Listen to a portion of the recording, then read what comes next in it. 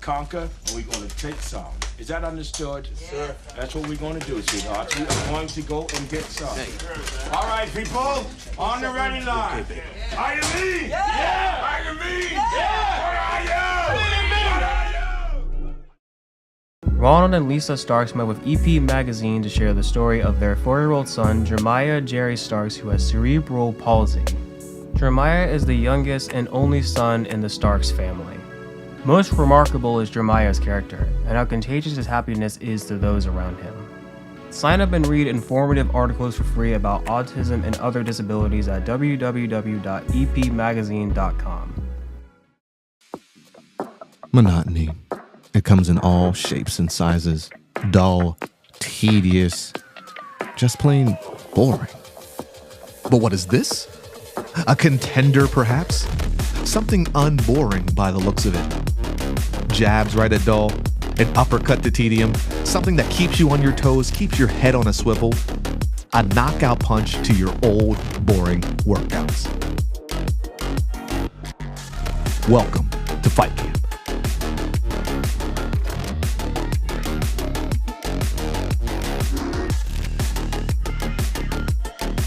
Oscar Mike Radio is a proud podcast partner of REITs Across America Radio, heard every Thursday at 11 a.m. and Sunday at 8 a.m. Eastern. They're also big supporters of the nonprofit I Got Your Six, 2 Lives at Once.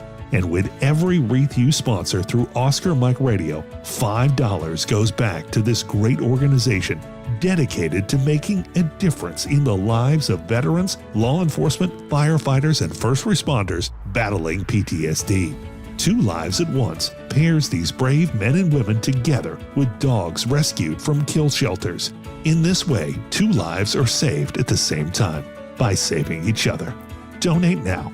Go to REITsAcrossAmerica.org/Oscar Mike Radio to help. That's REITsAcrossAmerica.org/Oscar Mike Radio.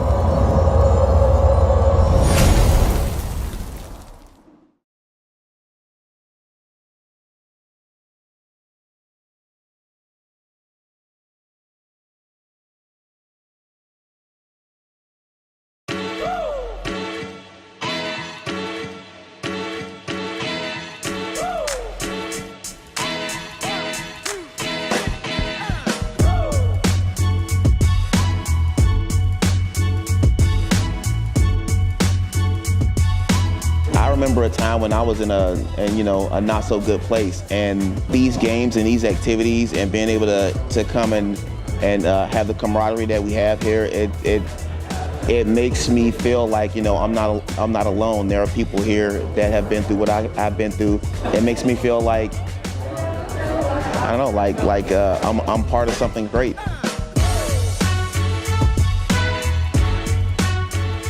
Just let yourself go. Give it a try.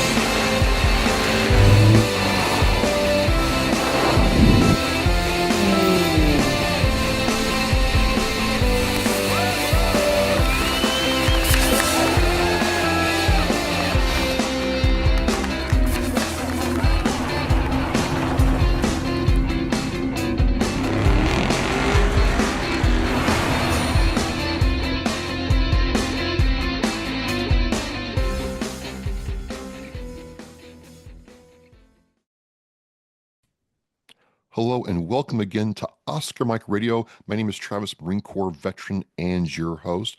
Oscar Mike Radio is co-produced by Sinister One Productions. What's your podcast doing? I want to thank my sponsor, Joyce ASEC of ASEC Real Estate, and my supporters, Case on Shaving Company, Exceptional Parent Magazine, and Fight Camp. Be your strongest combination. And as you can see, folks, I have two guests. They're a really cool combo. This is number 450. So I want to give a big shout out to everybody who supported me so far. We're counting down to 500, and we're starting with another Marine that I know, Barrett Bowe with Evocati Public Relations, who got me connected to this cool group. I want to welcome Kito and Ann with Northwest Rally Association, Rallycross.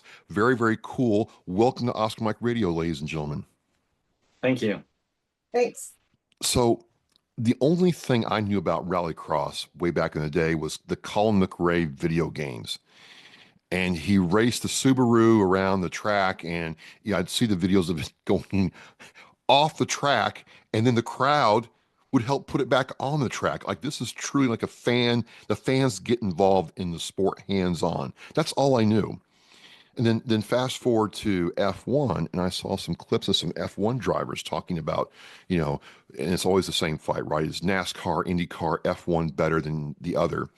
And some of the F1 drivers said, you know what? We tried Rallycross once, got out of the car, and never got back in. It's just that more intense. And so I'm excited to talk to you all today. So we're going to start with Kito. For those Americans, and we don't know a lot, but we know what we know, tell us, what is rallycross racing? So rallycross racing is primarily regular cars like you'd see on the street, like Subarus, and they race on the dirt. So rallycross is running against a clock on a course. You have a start and a finish, and then it is an accumulation of time over a series of laps, and the shortest, quickest wins. So for rallycross, it is a lower barrier to entry than, say, like stage rally, which Ann also does. And it is a little less dangerous. You're not 100 miles an hour through the trees, but it's still very exciting. So think more like what Colin McRae did when they did the X Games, like down in Los Angeles. Right, so that'd be, more our speed. But then there's also stage rally, which is what Ann does, which is the 100 miles an hour through the woods.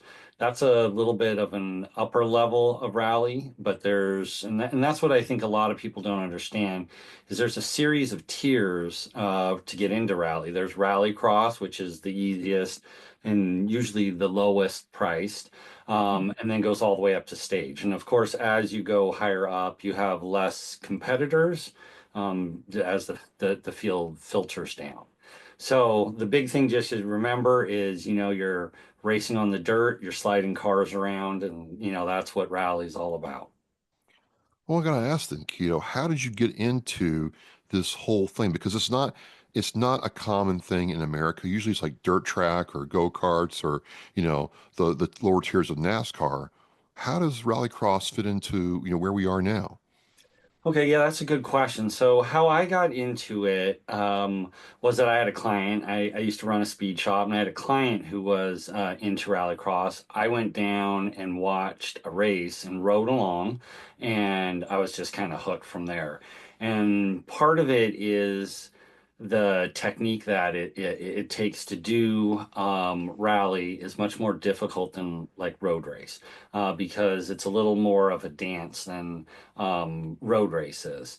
So how does this fit in? It's a very good question. So Formula One, which you mentioned before, a great example, is a very high dollar, high level racing, right? So you have to have money to get into Formula One. You have to have sponsors. You have to have all of this stuff that needs to come together, and only a very small few make it.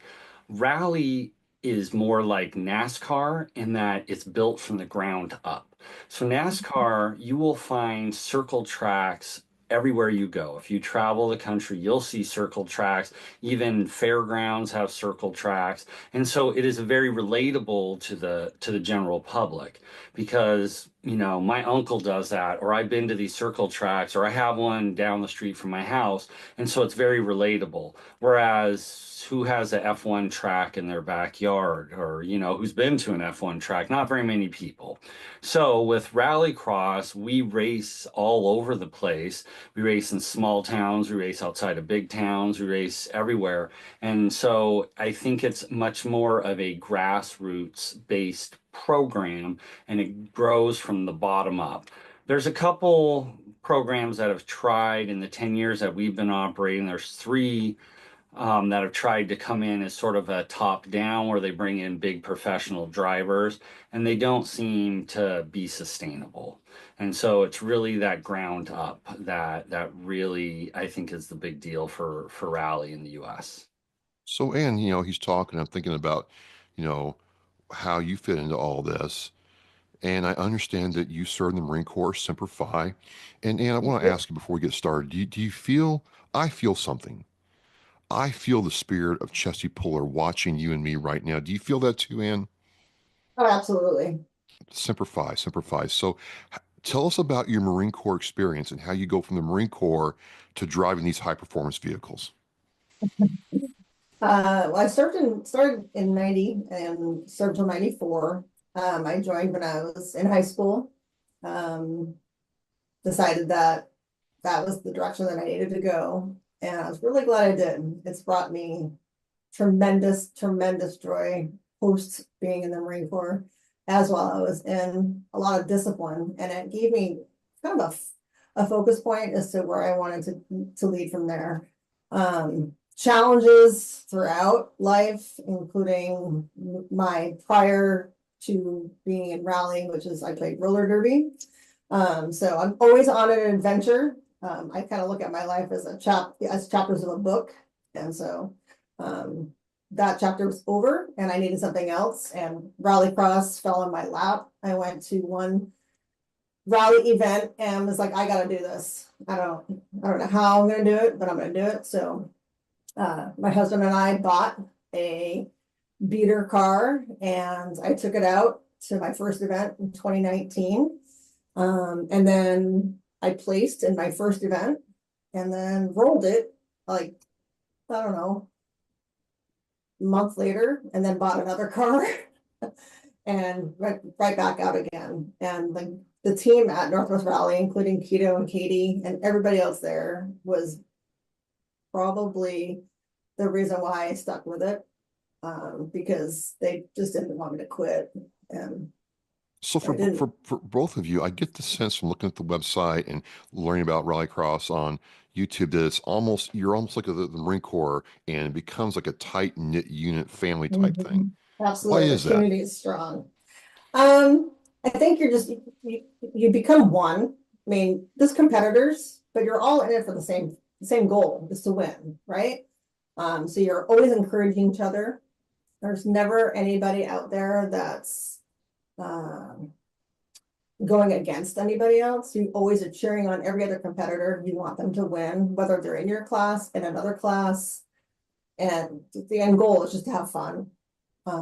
So for us, it was a no-brainer for me. I saw the same community drive that I saw in the Marine Corps in the rallycross community, and have enjoyed being a part of it tremendously. So help me out here, Kito. When did what you're doing become this Northwest Association, and what does that mean? Are you just based in, I thought you were based in Washington State, but it looks like you do races all through the Northwest. Just kind of educate me on that, would you please? Yeah. So we race all over. We race as far south as Albany, Oregon. We race as far north as Bellingham, which is right on the border with Canada, literally like 20 minutes from Canada. And then we race, outside Seattle, and then we race as far east as Spokane. And so, yeah, we race kind of all over. And that was sort of the goal, was to build a community where, we could bring in everyone Washington is sort of divided by the mountains. There's Western Washington, Eastern Washington. And so we have a very large Western Washington contingency. And so we're building in Eastern Washington.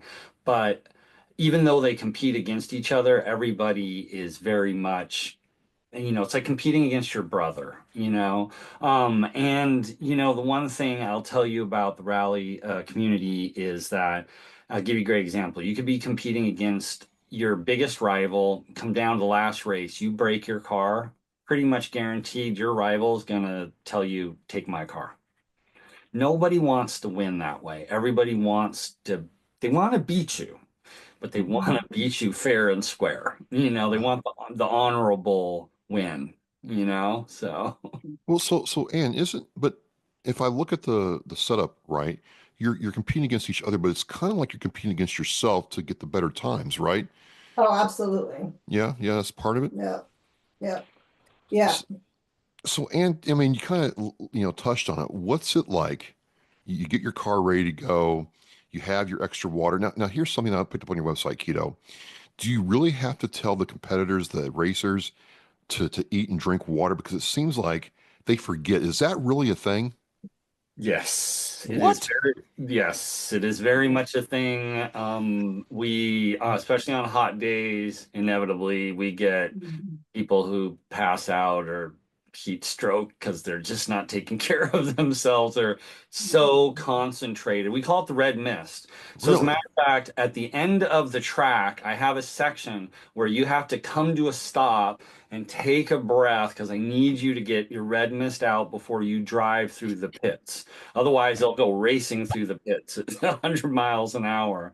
And so, yeah, people, they just get so into it that they just don't. I had to actually somebody the last training session tell me that they had to remind themselves to breathe. It's that intense and that focus going through the course. Yes. So I gotta It's ask. all memorization, yeah, because you have to memorize the course layout. So you're always thinking ahead. You're just not thinking about what's happening in here. And so, yeah, the whole not breathing bit and not drinking enough water is a thing. So I wanted to ask, because I don't know, is this the kind of rallycross where you have the person next to you kind of telling you medium right? No, it's just you're solo. Yeah, so it's on your own. Some people do have somebody in the car, but it's a pretty good weight penalty to have another person in the car. And so, yes, you're on your own. You get to walk the course ahead of time. And then right before you drive it, you're allowed a parade lap, which means you drive through the course at 10 miles an hour. And then it's go. All right, Ann. So I've never done this before. I don't think I've ever raced. I tried racing a 5-ton once, and it didn't go very well, but that's a different story. They've done that, yeah. Take me through being on the starting line and going. What's going through your mind? What are you doing to get ready to get the checkered flag to start? Oh, yeah. There's definitely a debrief in my brain of course layout and just trying to remember to shift. Don't stall the car because I drive a manual. Don't stall the car. And then just constantly looking ahead, just reminding myself, like, I got this. And then you got it. And once you go and get and start, it all starts to click. And then usually it's just a matter of finding the rhythm so that you can do the dancing that Kito was talking about, because there is rhythm to it. If you just chop up the course, you're not going to be fast, you're not going to be smooth. So trying to find the right rhythm so that you can make nice smooth lines and be fancy if you want, but the fastest and the cleanest is the kind goal. of a dance with the car? You're dancing with the car to get it through the course? Absolutely. Really? Yeah, so you make a car go right to go left. If that probably doesn't make sense, but it's like what happens is you're actually unsettling the car. You ever right before you spin a car, it goes whoop and then whoosh, right? Yeah. We do that, but we do it intentionally and we get it to rotate. So you're actually having to think kind of about everything ahead of time. And because it's on the dirt, you're already turning the car before you get to the turn. If you turn the car as you get to the turn, you go off course. So when you see the videos of the car not turning, that's why. That's right. So Kito, you built this and you're trying to expand it. What happened to get it built to this point where you're like, you know what, I have a good circuit of races for people. I have a great community. What led you to say, you know what, now's the time to see if I can get the word out there and expand what I'm doing? That's a very good question. So, Katie, who is my partner and is also my co-founder, her and I, we're not super good at just going, hey, look at us, we're great. That's just not our personality. And so we left kind of a big void, and people were starting to try and fill that void. And that told us it was valuable. And that's why we actually hired Evo Cotty initially, because people were entering our space. And so we needed someone to help us get our name out there and fill that space. But we also realized that we have this great community. It's very tight knit. People are very trusting, and I think people are always, I don't know how to say, like, they're always there to help. I know people who've gotten jobs through our program. Somebody gets unemployed, they hear about it, say, oh, I have some work for you. I mean, people are all constantly looking out for each other, right? I needed a part that was halfway across the state. I could call up somebody and they picked it up for me off of Craigslist and brought it to the next event, and everybody just does that. So when I realized we had this community, that is when I realized we really had something. Now, you said this before in our talk. You said it just now. You mentioned that this is a program. So I don't want to assume anything. Break down, what do you mean by program, please? Well, so we do more than just race. We also do instruction. We do all kinds of stuff to help people out, like teaching people social media. We've done like social media classes, all of those sort of things.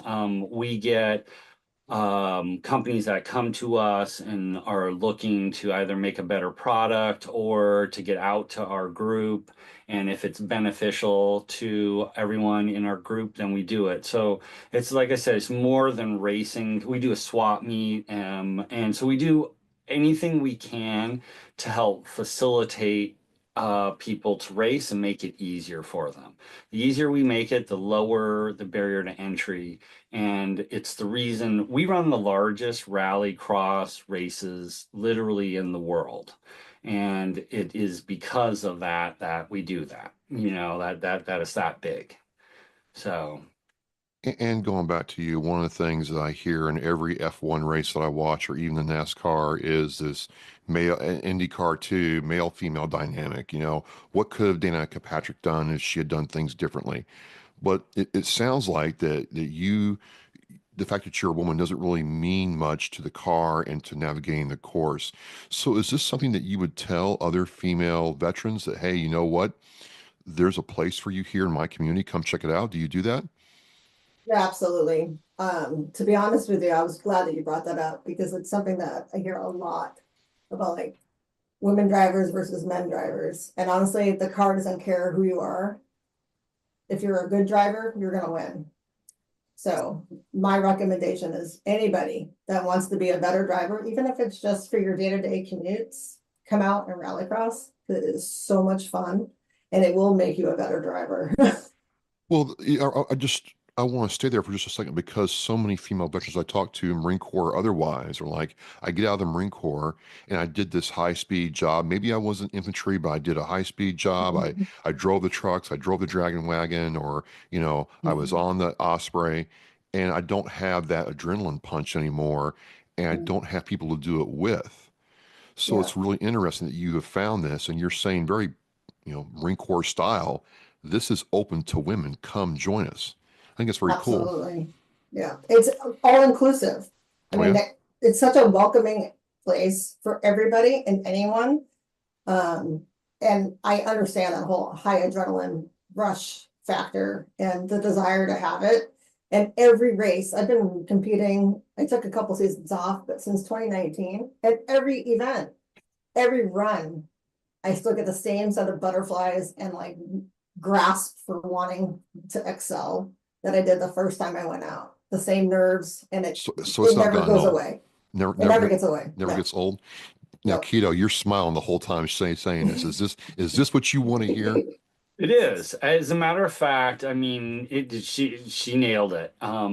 There is a lady that has done some instructing with us who is a racer, and I would be willing to I would say anyone who thinks that they're the fastest driver, I'd be willing to put her in a car, and I'd be willing to bet she's gonna beat you.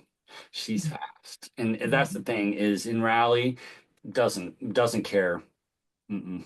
So let me ask a new question about the cars themselves. Now, I noticed, Ann, you said you drive a stick, which I know how to drive a manual.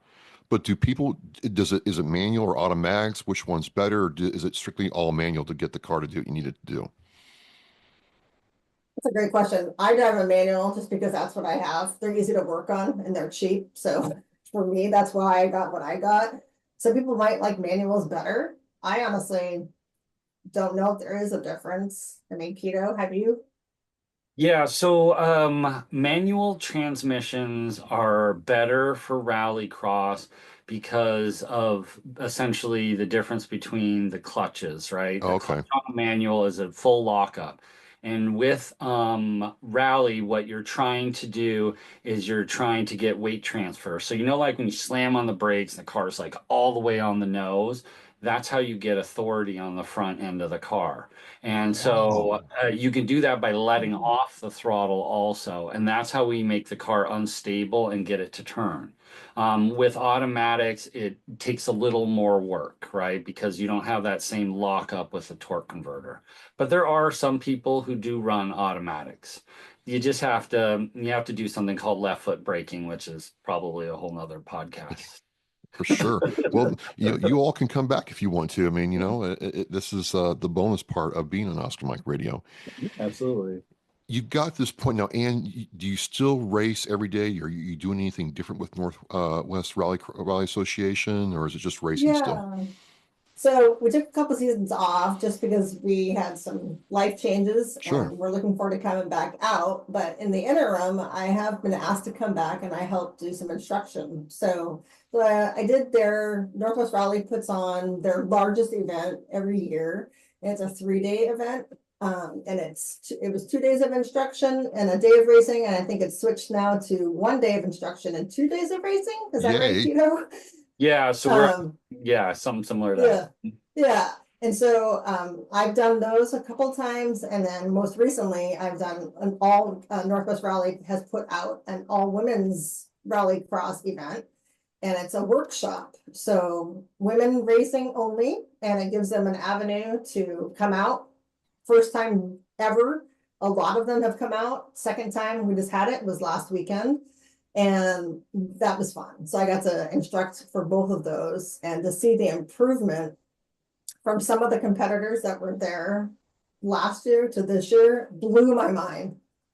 And I didn't get to see them compete throughout the year. So to have that second look only after having seen them once before was pretty impressive. So I commend them and just all the other instructors that were out there and competitors encouraging all of these competitors throughout the day and throughout their races. It shows that community is there. Yeah, what's it like? I mean, for both of you, that means your sport, your association, your family's growing to have that many competitors and that many women show up. But Kito, you've got to feel like I'm getting there. This is now all the work's paying off. Is that how you feel about this? They do. The big payoffs is, when I hear how people feel about our program. Katie and I work incredibly hard, and we have a handful of employees that work with us, and we work incredibly hard to make it a program where people do come in. I know coming into new programs. I've done a bunch of different type of racing. And so I come into a new program and it can be incredibly intimidating. You don't know what's going on. And, you know, everybody has these finely tuned machines and you're trying to get there without knowing what's going on. So that's why we do like the women's event and we do a novice event is they're really low stress workshops where you can learn all these things, all the little tricks of rallycross. And so when you show up for your first race, it isn't so intimidating. So hearing that and seeing the growth that we've had is incredibly fulfilling. I think Katie and I are quite pleased with how we've grown. Well, as a competitor, and I mean, I don't know, I'm not going to assume, but I had to think back in 2019, 2017, there weren't very many women in the associate at that time. Maybe there were, maybe there weren't, I don't know. But to have like a full league of women racing, and you're like the example now, you're like the senior Lance Corporal, if you will. Inside That's joke there, awesome. Kito. But I mean, Yeah. it's got to be good to see it, right? And then, you know, see the Oh, race yeah. through their eyes. Absolutely. You know, I think when I started in 2019, there might have been 2 other women competitors, maybe. And it didn't. I mean, it to see it grow exponentially in just 6 years' time, that's tremendous. And it's awesome. And then I'd like to see it be, you know, from a 70-30 perspective to a 60-40 perspective of Sure. women over men. So another new question, are Subarus the car to have to do this? Or can you race in a Ford Escort? I don't know. I mean, I just got to know. Any car. You can race any car. You can race a Tesla. What? No, no way, because they weigh too much, right? Interesting. So what's interesting about them is on dry days where we have a little more grip, they're very dominant in their class. When it gets wet out and slippery, they move down about mid-pack. And I think it is exactly that. It's the weight. So they have a lot of torque. It's very instantaneous. And so that's what helps them out a lot when it's dry. But I think the weight is what hurts them in the wet. But yeah, you can definitely. So okay, here's the deal. In rallycross, the classes are broken down into 3 levels of prepared. We have stock, prepared, and modified. Stock class is so stock, you can't change your steering wheel, you can't change your shift knobs, you can't change your seats. You have to run on a DOT tire, you can't run on rally tires. So barrier to entry, very low. Prepared is you're allowed rally tires, you're allowed to do some brakes and a tune and this sort of stuff. Modified is your formula, whatever you think you got, you know, you can bring it. So then it's further broken down by drivetrain, front wheel drive, rear wheel drive, and all wheel drive, right?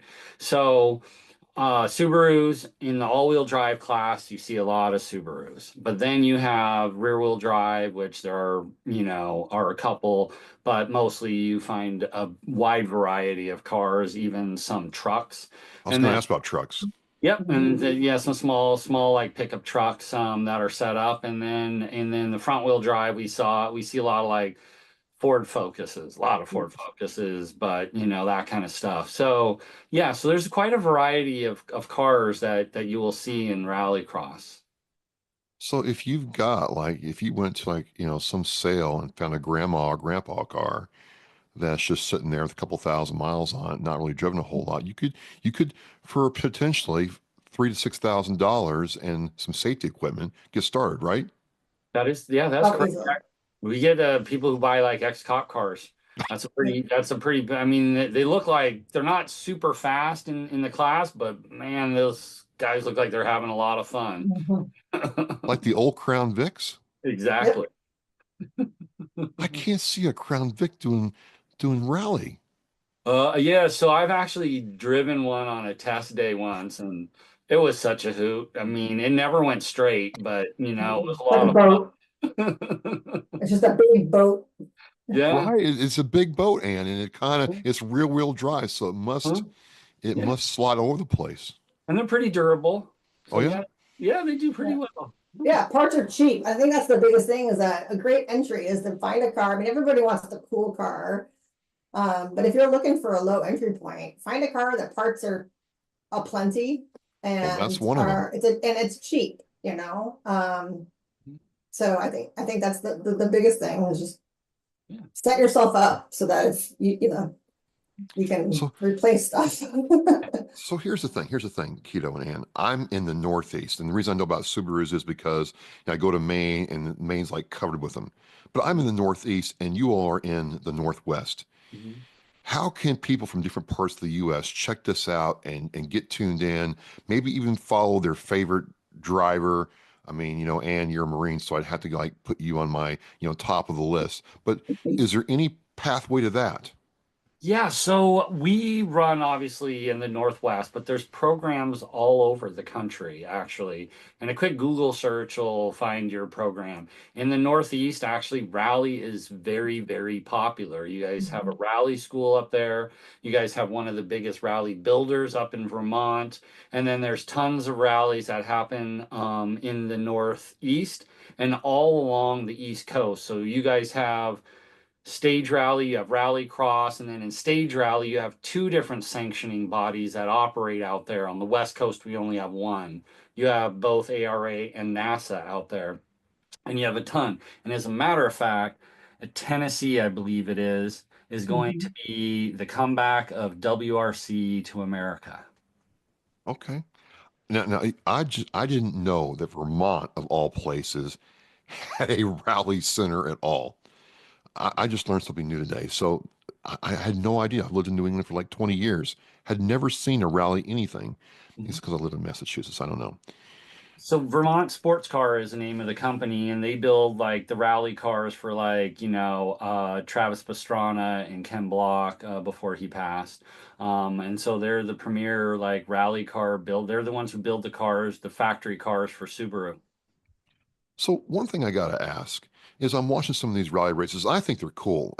To me, I like motorcycles. So the one race I like to watch is the Isle of Man, because it's on streets and stuff like that. And I'm like, these people are right next to the environment.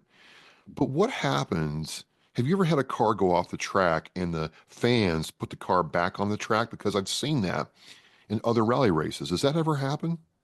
So we don't allow fans close in rallycross. In stage rally, which Ann does also, they do that. I don't know if they get close enough to put them back on, or if they're allowed to, but yeah, they get a lot closer to the cars. Yes. Okay, I'm just curious. Yeah, I mean, when we've competed on the rallycross events, if a car happens, because it's a closed course, so you're not on a public road, you're not having to worry about traffic coming in.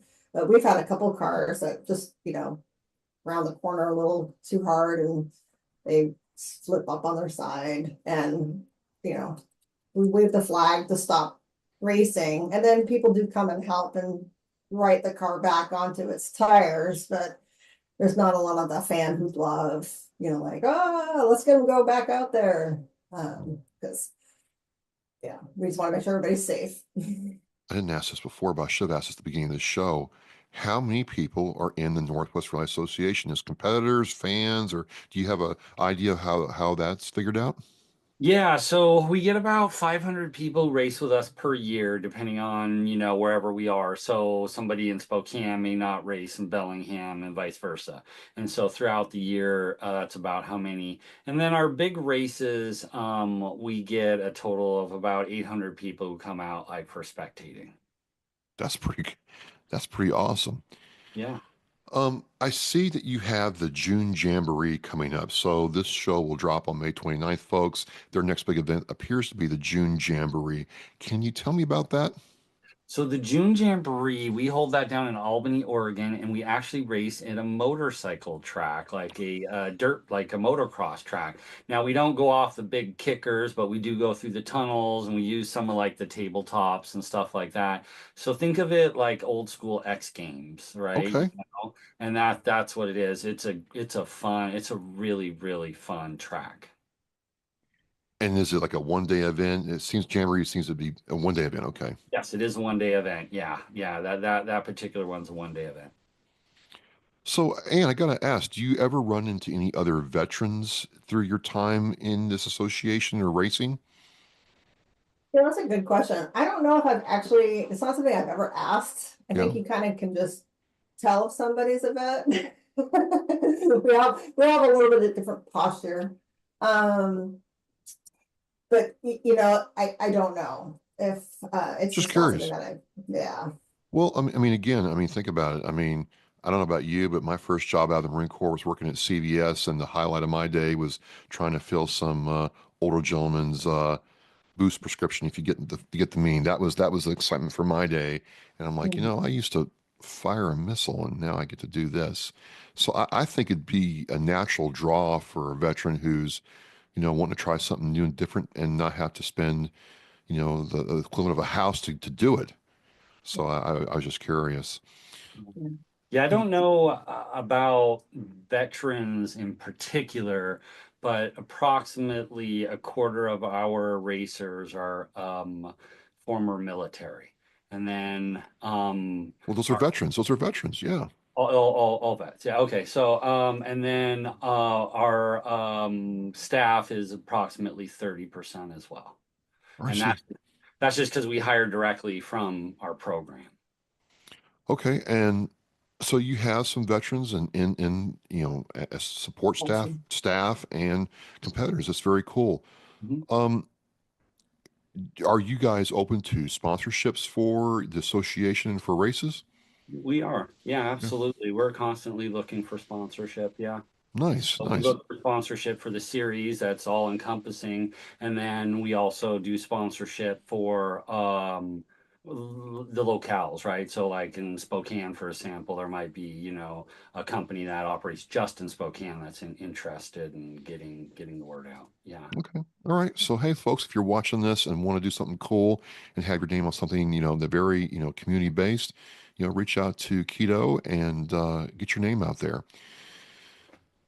The June Jamboree is next, but for you all as an association and for you as a competitor instructor, what's next for you all, in 2025, please? Well, I am taking a season off from stage rally this year. My driver is taking a year off as well. So I'm currently trying to just enjoy some other activities in the interim. And then, of course, if I ask to help with anything that Northwest Rally needs, and it might find me back up at the Bellingham event because it's right down the street from us. Okay. So that'll be Labor Day weekend. And yeah, but in the interim, I am hoping to just get some more time out on the course. I miss it, so I'd like to be back out there. Now, Kito, I am seeing the Labor Day Dirt Cross 2025 at Hannigan Speedway. Mm-hmm. Hannigan is also another motocross track that we race at. Those are the two. And then we do in July, July 25th, 26th, I think it is, or right around there, is our Rallycross Fest, which is our largest race where people come from all over the country. Nice. And how many people will show up for that? We'll have roughly 250 competitors, and then we get, probably 800 spectators. Nice, nice. Yeah. Well, I'm gonna check it out. I love racing. I NASCAR's kind of hit or miss for me. I'll watch the Daytona 500. The Indy 500 is one of my favorite. F1's hit or miss. It gets boring sometimes, but I've never had a boring rallycross race ever. It's like amazing what these cars can do and how they can turn, how they can stop and do all that stuff. So you've got a new fan here. Good. Well, if you ever come out to the Northwest, you got to let us know, and we'll get you out to an event and get you in a car. You put me in a car for real? Yeah, absolutely. So one of the things that we do is we have something called ride along, so you can actually ride in the car when people are competing. Wait a So minute, wait a minute. yeah, Kito. We got to do this Marine Corps right now. Now, Ann, I would ride in the car with you. If you would take me in the car, I'm in. Absolutely. Yeah. Semper Fi, let's do this. I'll be your A driver. Yep. Absolutely. I won't fall asleep on you.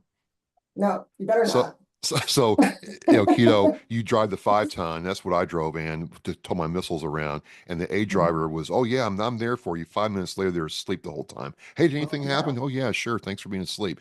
So that's the inside joke.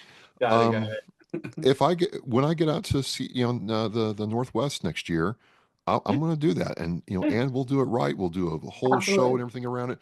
It's going to be fun. It's going to be fun. Yeah, absolutely. So there's your motivation, Ann, to get the car all back together. Well, Kito, you got to understand, I could do it with anybody, but why not do it with the fellow Marine sister? That's poetic. I'm not pressuring you, Ann, but I would love to do it. Oh no, there's no pressure. So bring it. Let's do it. Let's do it. That's how we are, Kito. That's how Marines are. I love it. Well, I just think this is great. Yes, Travis, are they strictly a military, show? Well, yes and no. You could say that, no, Kito's not a veteran, but you know what? He has something that veterans can partake of. He hires veterans. And you've heard from a female veteran how Rallycross has come in and given her, that kind of community, brotherhood, and sisterhood that she missed from the Corps. And, and I certainly understand that.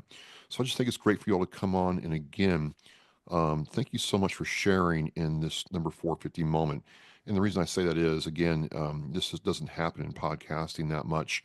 And so I think this is a really cool way to begin the countdown to 500. Thank you so much. Any closing thoughts or questions that you would like to share with the audience, please? I think maybe number 500 would be a podcast from in-car. So 500's, you can ask Barrett, 500's already planned. Oh, okay. But we could start 501 in a car. There you go. Yeah. We'll do that. We'll look at that because number 500 drops July 19th, 2026. So maybe if Chesty wills it, I could do Rallycross 2026. There you go. Absolutely. That'd be awesome. Yeah. Yes. That'd be awesome. Awesome. Well, ladies and gentlemen, you got it right there. Just a really great moment with, these two people, one, the Marine, one who, has created this, place for the community and brought people together. Barrett, thank you so much, and the Avocati team. And so we're going to shut it down now. We're going to get ready to race, throttle wide open. And as we say in Oscar Mike Radio, we're mission in flight. Thank you very much. Thanks. Thank you.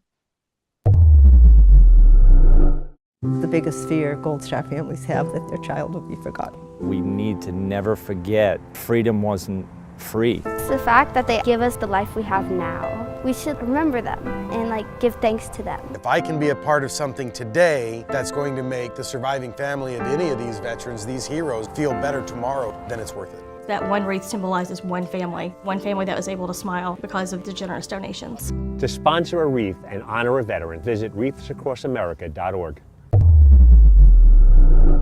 Thank you for listening and watching Oscar Mike Radio, where our active duty service members and veterans are in action and the mission is in flight. Oscar Mike Radio is an oversized load Co-Sinister One production.